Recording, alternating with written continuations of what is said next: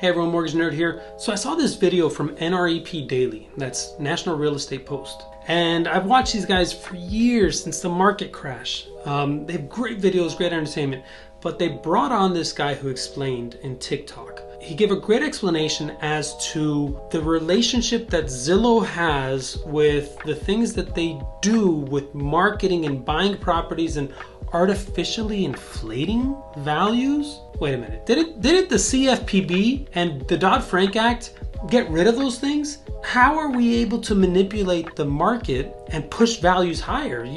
You have an appraisal intermediary, someone in the middle that stops this from happening. But what if you buy all your properties cash? Watch, see what this guy has to say. I've been a real estate agent for about 11 years now. And let's talk about the housing crisis. And let's talk about some what ifs. What if there was a company that everybody knew of to look for houses? And everybody goes on there and searches for houses when they're bored and stuff. And so that company, they just sit back and they just collect all the data. They just know what zip code is looking at what zip code and how much those people can afford. Everyone's looking at this one zip code and everybody seems to be able to afford this certain amount. And let's say that billion-dollar company uses that information to go into that zip code and start purchasing houses. Because the people that are selling their houses, even though they sell it for a little bit less sometimes than what the home could actually be worth, and they pay these high fees to this billion-dollar company, it's a convenience factor. So this company's scooping up houses less than what they actually could cost.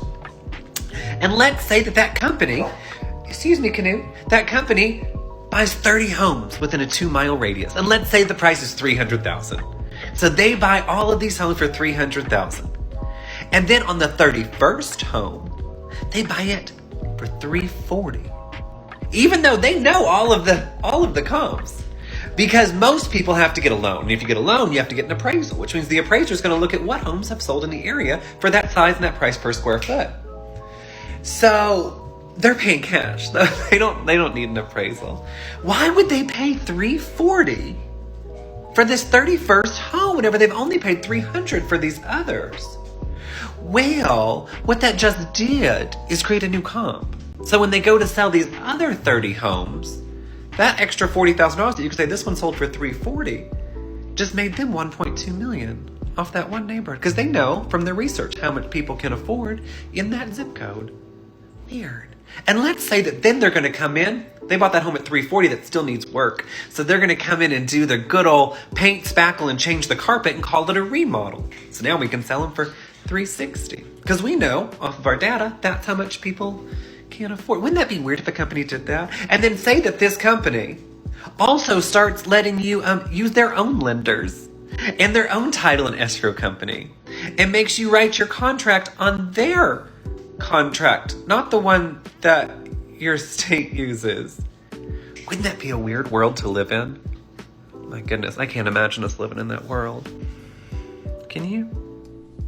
Well, there you have it. I thought it was really great the way he presented himself. You know, it's easy to follow, and it's crazy to think that these massive companies that have all they've been doing is collecting data from all of us. I use them. I never paid them money.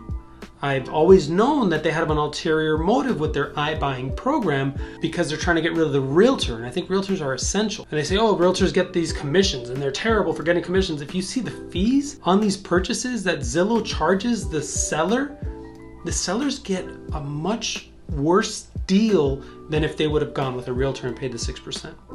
And then they do this manipulation. So eyes wide open when you move forward. When you're choosing who to work with, you can choose a mortgage company that's huge with this that pays millions in marketing and all this stuff, or you choose a local small business that can do better. Really, we can do better. We close faster. We can give you better rates. We can do all this other stuff. So shop it.